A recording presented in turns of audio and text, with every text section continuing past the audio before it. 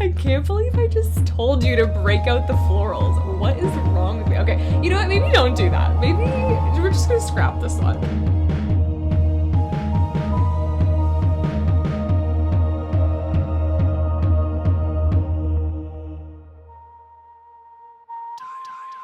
Welcome back to the Diaries of a Witch podcast. My name is Angelica Crashi, and today we are going to be talking all about how to celebrate the equinox. And I'm a Hades devotee, and I work with Persephone as well. And if you're watching this, you probably are also do.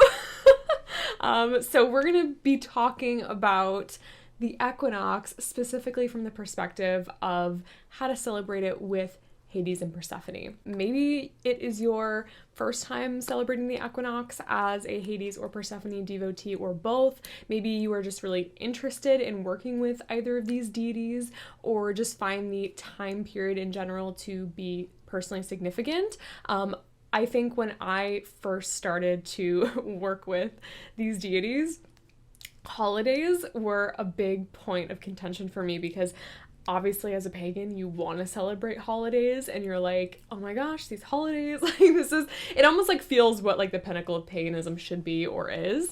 And you know, I don't really think it is. I think it's really just about your relationship with the divine, and how, you know, you are transformed by it, and how the divine is transformed by you. One of my favorite poems of all time is called The Laughing Heart, and it's on my altar.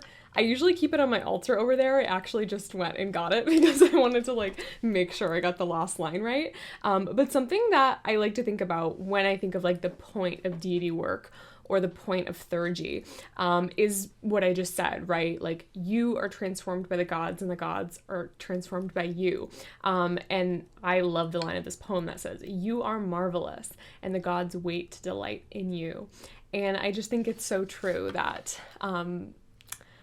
that's sort of what we're trying to accomplish a lot of the times when we are celebrating theurgically during these holidays, right? And theurgy is this practice of sitting with the divine, being in contact and connection with the divine, and essentially just like whoever the god is, whatever they are, you know, connecting to a part of the divine, and it helps you see and connect with the internal divinity that is reflected inside of you as well, right? That is kind of the point of theurgy and deity work, and I think it's helpful to remember that as we go into holidays like this, or even as we go into like the, you know, research around like what types of things should I do during certain holidays.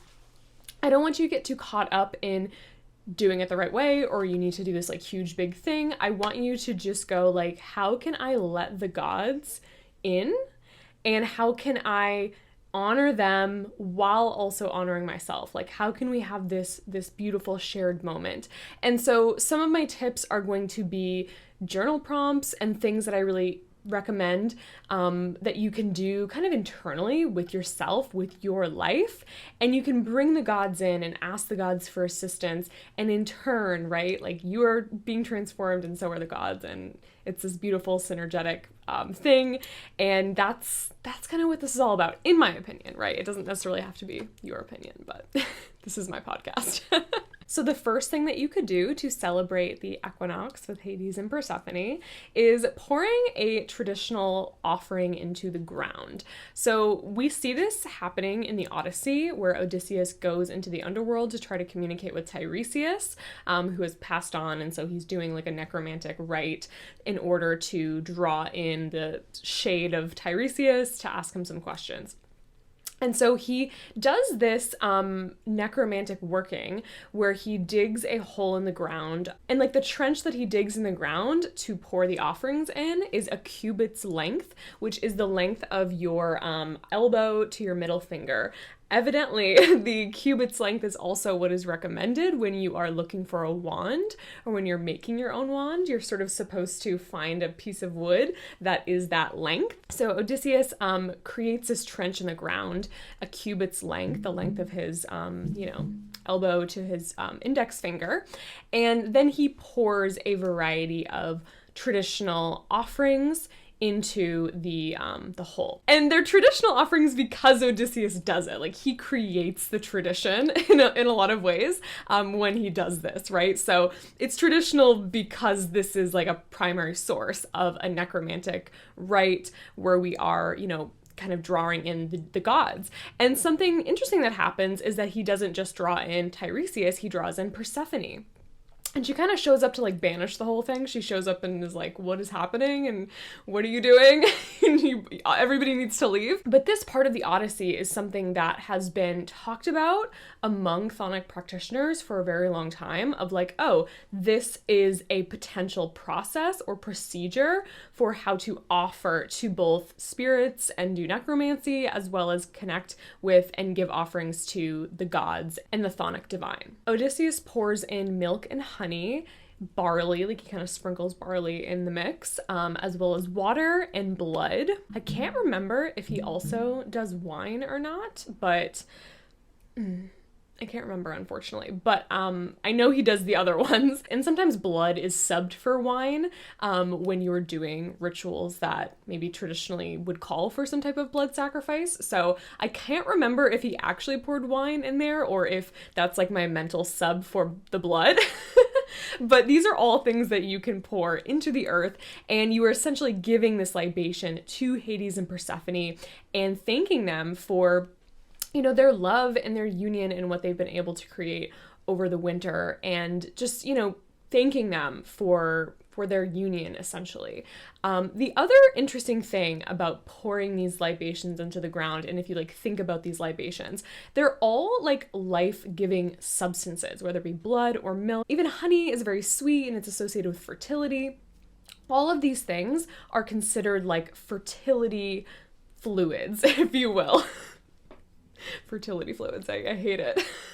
So there's this interesting implication where Odysseus is pouring these fluids of life, essentially, into this hole in the underworld, or this hole in the ground. And it's sort of this analogy for like fertilization or sex or the creative process, right? We are kind of like, you know, you get the picture, right?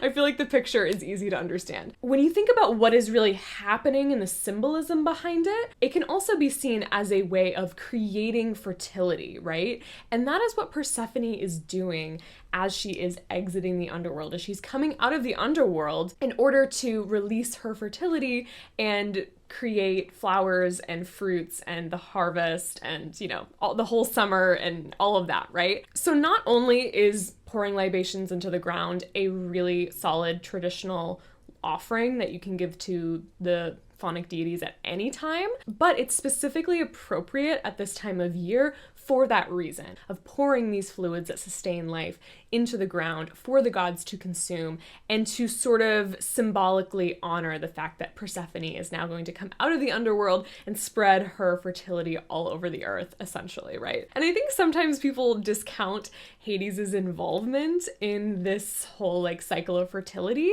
Hades has this rich dominion over the earth, and I like to think especially like the soil underground, right, that all these plants grow on. He is like the ground and Persephone is the seed in a lot of ways. He is the fertile soil that she grows out of. So this ritual also honors Hades' role in the cycle. In the Homeric hymn to Demeter, Persephone is picking flowers when she is taken to the underworld by Hades, and she is picking a flower called the narcissus flower, which is essentially a daffodil. She also picks other flowers, and I just pulled up the Homeric hymn to Demeter, and I want to read you the passage where she is picking the flowers. So you can kind of get like a feel for what I'm talking about anyway. But what I'm going to say before I read the passage is I think it would be really great to buy flowers for Persephone this time of year, offer them to her, and if you can find some of these flowers available, then amazing. If not, that's totally fine as well. Like tulips are a great great choice, other spring flowers, but if you can find any of these flowers, I think that that would be super cool. So here's the passage where Persephone is picking the flowers. She was having a good time along with the daughters of Oceanus, who wear their girdles slung low. She was picking flowers, roses, crocus, and beautiful violets, up and down the soft meadow. Iris blossoms too she picked, and hyacinth, and the narcissus, which was grown as a lure for the flower-faced girl. So any of those flowers would be amazing. Another thing that would be great is if you have like clothes with the motifs of any of these flowers, or maybe like incense or essential oils, or like, it would be really cool to wear those clothes on the day of the equinox, because that would just be like so perfect for the start of spring, right? And I'm not like the hugest floral print person myself. And it's funny, I've heard from some other Persephone devotees, like I feel like a lot of us like phonic practitioners, we tend to be a little bit more on the goth side, right? I wouldn't call myself goth necessarily. I do like going to the goth club every couple of weeks and, you know, putting on my super goth outfit and dancing to new wave goth music, but that's kind of, that's like a once a month thing, right? But I'm not like a huge floral person. I like other prints. I like leopard print, obviously, as y'all know. But it's nice to wear it devotionally. And I recently got this skirt that has like this nice rose print on it that I'm probably gonna wear on the equinox. So I would recommend breaking out your florals. And oh my God, no, I sound like fucking Blake Lively. No. I can't believe I just told you to break out the florals. What is wrong with me? Okay, you know what? Maybe don't do that. Maybe we're just gonna scrap this one. We have to stop. We have to move on to the next thing. So, buying flowers for Persephone, doing floral related activities. If you are in a region where a lot of these flowers are growing right now, like I know some of y'all in warmer climates, these flowers are already popping up, it might be nice to go out and actually collect flowers. And again, the flower collection that's going on in the Homeric Hymn to Demeter is kind of like technically happening in the fall, if we were to sort of chronologically understand the myth of like, okay, she picks the flowers, she gets taken to the underworld, Demeter's really mad, she creates winter, and then Persephone comes out in the spring. So even though the like timeline, if you will, of the flower is maybe more towards the fall, obviously we associate the springtime with flowers coming up. There's a beautiful part of the Orphic Hymn to Persephone where basically what's said is that Persephone's body can be seen in the yellow and green shoots that come up from the ground. So literally the flowers that are growing and coming up in the springtime are symbolically associated with Persephone rising from the underworld. And if you think about like the cycle, right? It's like she picks and harvests the flowers in the fall, she gets taken to the underworld, and then she comes back as a flower first, and like the whole cycle, you know, starts over, right? So I don't know, it's really beautiful. But that's why I say, you know, collecting flowers, harvesting flowers, giving flowers to Persephone as offerings, I think it just makes sense. And I always get so excited when I see the spring flowers in the stores, especially at Trader Joe's. I'm always like, oh my gosh, it's spring. And it just feels so good after like the really long winter when you're like, oh my gosh, the tulips are in stock, I'm buying them, I'm welcoming in spring, let's do it. And then another reason, as if you needed any more. I'm like over explaining the flower thing. But as another reason is Antisteria, which is a month in the Attic calendar. It sort of has just ended, technically started on the January 29th new moon in Aquarius. But the word Antisteria translates to flowers.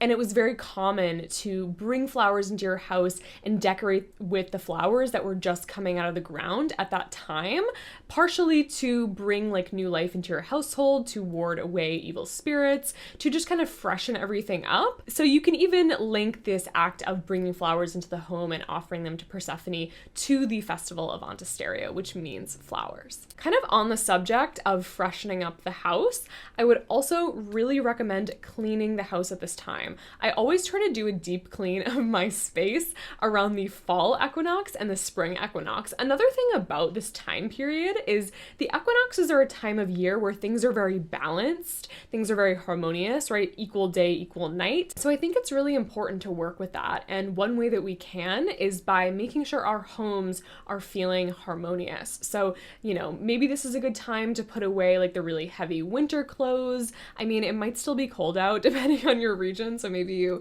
still want to keep them in your closet, but putting away things that don't need to be there anymore, putting away like old decorations, cleaning things out, donating things, getting rid of things, cleaning out your closet, bringing in some warm weather pieces into your closet is an amazing way to use this time. I also really like to deep clean my altar spaces and just make sure that like in my magical practice, I'm kind of rebalancing things and bringing things back into harmony. So if I find that over the winter time, I wasn't really participating in a certain part of my magical practice, I like to also journal about this and ask myself, like, how can I come into balance right now? How can I balance out my life? I tend to, in the winter, like, get really into projects. Like, I literally just worked the entire winter on this book that I'm writing. One day y'all will read it, and I hope you will enjoy it.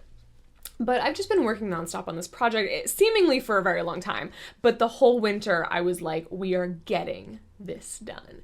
And that's what I did the whole winter. And I felt like, even though I'm glad I did it, there are definitely certain things in my life now that are a little bit out of balance because I was pouring so much time and energy into that thing. And honestly, I think that's what Hades and Persephone are trying to do and trying to teach us with this idea of them, separating during certain times of the year. I think they are trying to teach us things like independence and balance and how at different times of the year you can dedicate yourself to different things, and remembering that if you are spending too much time with one person or too much time doing something, it's probably going to get hangy. It's probably not going to feel super exciting, and you might need to switch things up in order to have sustainability in the project or in the relationship. So it's just an incredible meditation this time of year on what are the things that need more balance in your life. And I obviously think that cleaning, that's kind of how we got to this conversation. Cleaning is a great, actionable way to do that, but just also assessing your life and assessing how much time you've been spending on certain things and seeing if you want to switch up your schedule a little bit. If you do want to make like any specific scheduling changes, like you want to change your work hours, if you, like work for yourself, if you want to get a new job, if you want to kind of like switch up your schedule in however way that, you want to, it's a great time of year to do that as well, because the gods are switching up their schedules right now, so it's a great time for like a refresh. And I'm not like super into this idea. I see it on the internet, I hear about it on the internet, I don't necessarily subscribe to it, but a lot of people talk about like the March-April theory. Have you heard of this? I feel like all the manifestation girlies are like obsessed with this.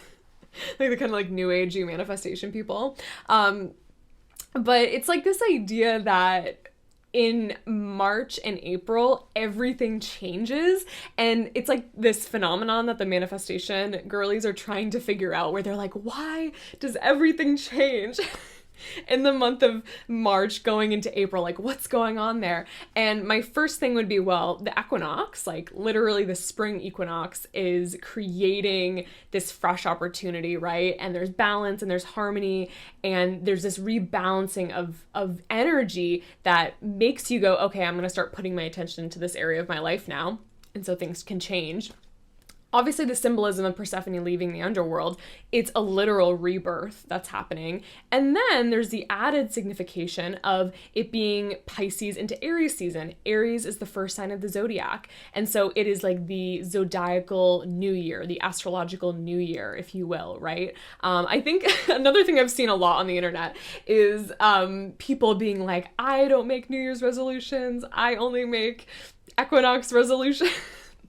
So I also don't want to sound like those people, right? My philosophy around all of this is if you find a time of the year where you feel compelled to switch something up or to set goals or to make resolutions, then do it. And I think it's better to have multiple times of the year where you're checking in with those goals than just one. I really like to work with the solstice calendar in general for this, as well as like other holidays here and there, like New Year's and Halloween, where I like to set goals as well, because the solstices are the start of the cardinal sign seasons, and cardinal energy is very action oriented. It's very, self-starting, igniting energy. So they're great times of the year where you just generally feel like you want to change things. And guess what? One of them is the winter solstice, and it's happening in December. So to all the people that are like, nothing good happens in the winter, nothing generative can happen in the winter, well, we have the winter solstice after all. Also,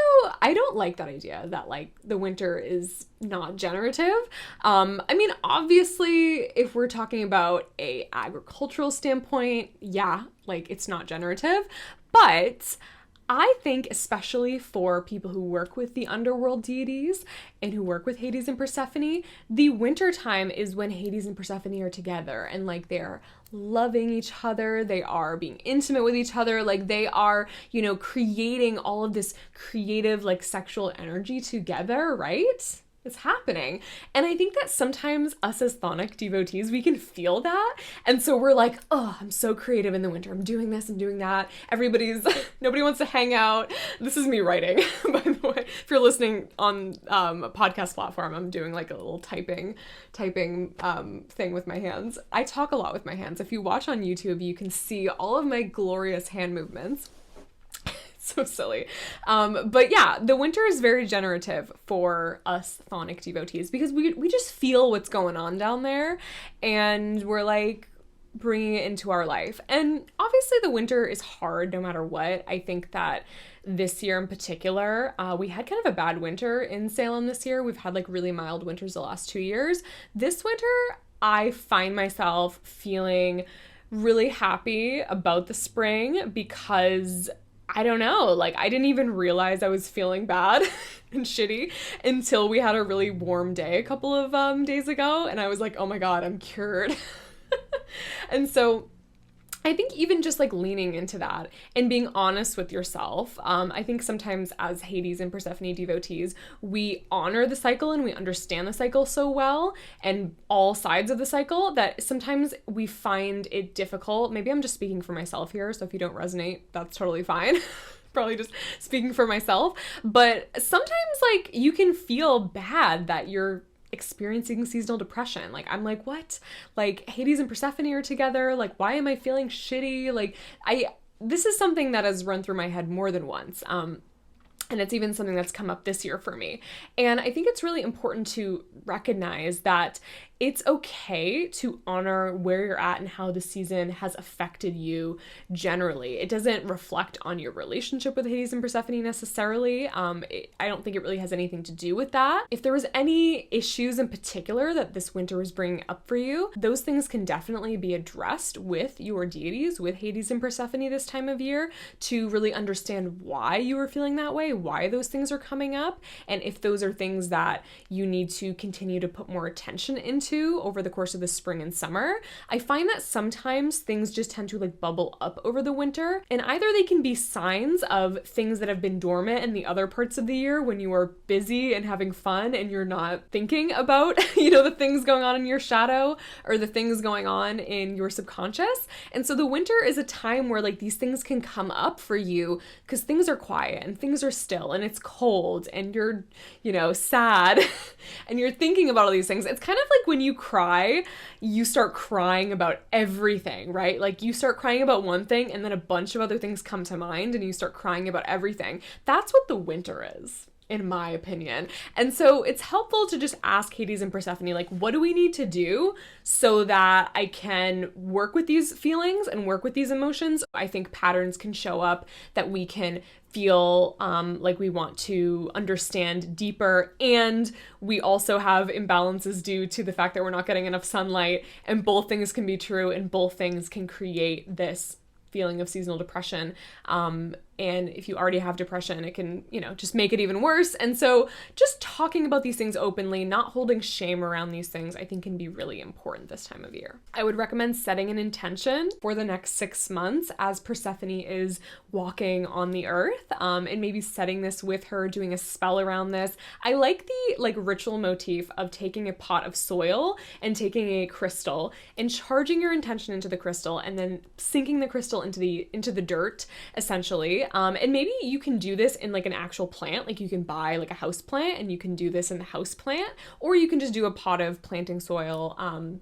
You can also do this in a germination pot if you are germinating some seeds, and you can either charge the seeds or you can use the crystal. I like the crystal because then you can kind of move it around and reuse it next year or work with it in other contexts if you want to. I like this motif of planting a seed, and then Persephone for the next 6 months can help you grow that seed. So some type of ritual around that I think would be amazing this time of year. I love to bake. If you are following me on Instagram, which you totally should if you're not, it's going to be in the show notes. If you are following me on Instagram, you know that I've been doing this Hades cooking series. It happened really randomly one day because I posted a reel about me baking a cake for Hades. This was over on Halloween, last Halloween. And since then, that reel has gotten 1 million views or over 1 million views.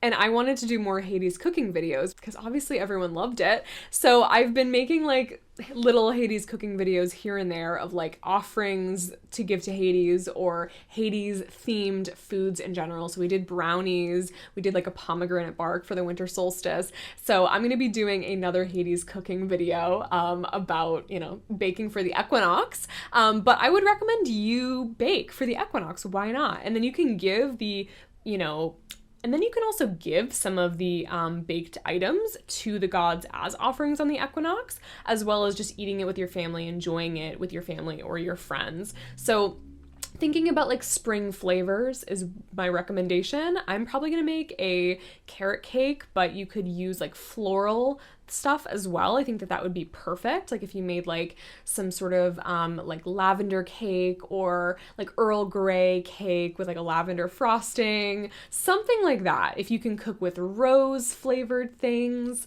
So working with those sort of more lighter flavors in the spring could be really good.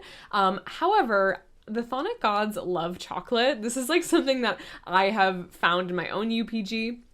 And I've also heard from so many other people, even across different types of pantheons, underworld deities just seem to enjoy chocolate because of the richness and the bitterness of it. So if you wanted to bake something that that they're gonna like, you could definitely do a chocolate item, maybe even offering chocolate eggs or those types of chocolate bunnies for the gods would be amazing. I'm sure they would love that because it's fertility, pagan fertility symbols in chocolate. So the gods are gonna love that. I once made a chocolate cake for the equinox with coconut that I dyed with a little bit of green, and so it looked like grass. And so it was a chocolate cake, but I put the coconut that looked like grass on the top of it, and then I piped little flowers. This is when I was really into cake decorating. I'm not as much anymore, but I piped little flowers and I put them on top. So you could even do something like that where the decor is springy, but the flavor is chocolate.